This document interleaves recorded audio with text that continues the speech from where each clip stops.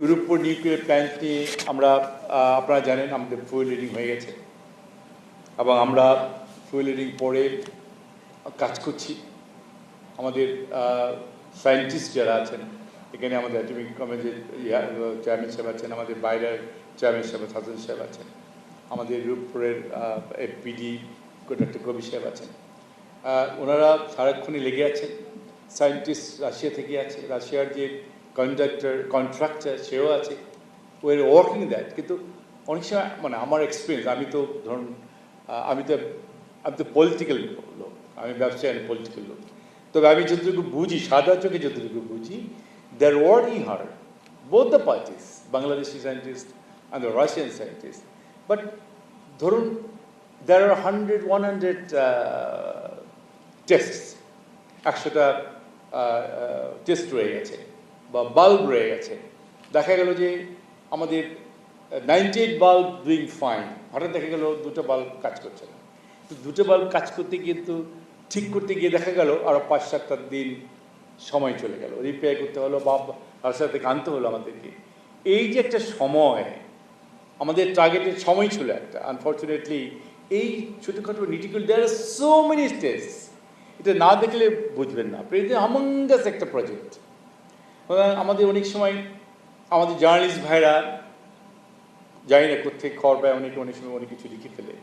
But আমাদের সময় আমাদের সাথে যারা আছেন, আমার সায়েন্টিস্ট ভাইরা যারা আছেন, যারা কাজ করছে প্রজেক্টে, তাদের সাথে কথা বলে নিউজগুলো দিলে ভালো হয়। কারণ আপনারা এমন নিউজ দিবেন না মানুষ যদি মিসলিড হয়, একটা মিস ইনফরমেশন হয়, এটা দেওয়া ঠিক হবে। কারণ এমন যে প্রজেক্ট, এই প্রজেক্ট নিয়ে যদি আপনার ভুল ইনফরমেশন দেন তো সরকার বিব্রত হই, আমরা বিব্রত হই, অ্যাজ এ মিনিস্টার আমি বিব্রত হই। সুতরাং আমি অনুরোধ করবো সবাইকে, আপনার যদি জানার থাকলে আপনারা আসুন আমার কাছে। We are open, we are always open and we will talk to you. আর আমাদের অফিস আসেন, আমাদের সেক্রেটারি সাহেবের কাছে আছেন, আমরা বলবো আমরা কোন অবস্থায়, কখন কোন অবস্থায় আছি এটা আমরা ইজিলি বলতে পারবো। সুতরাং এই মুহূর্তে আমাদের টেস্ট চলছে, আরও অনেকগুলি টেস্ট বাকি। আমাদের এখানে চেয়ারম্যান সাহেব বলবেন বা ডক্টর কবির সাহেব বলবেন, আমি তো ওনার কাছ থেকে শিখে বলি আপনাদেরকে, ওনাদের কাছে জিজ্ঞেস করি যে কী হচ্ছে ভাই বলেন আমাকে তো বলতে হবে। অনেক সময় আমাকে কী বলে আপনার জার্নালিস্টটা ধরে, ভাই বলুন তো কী অবস্থায় আছে। ওনারা আমাকে যা বলে আমি তাই বলি, কারণ আমি তো আর ভেতরে, আমি নট এ সায়েন্টিস্ট। সুতরাং আমার সেক্রেটারি সাহেব, আমাদের সায়েন্স শিপে যা বলেন আমি আপনাকে তাই বলি। এবং শুধু এইটুকু বলবো, is in the on the track.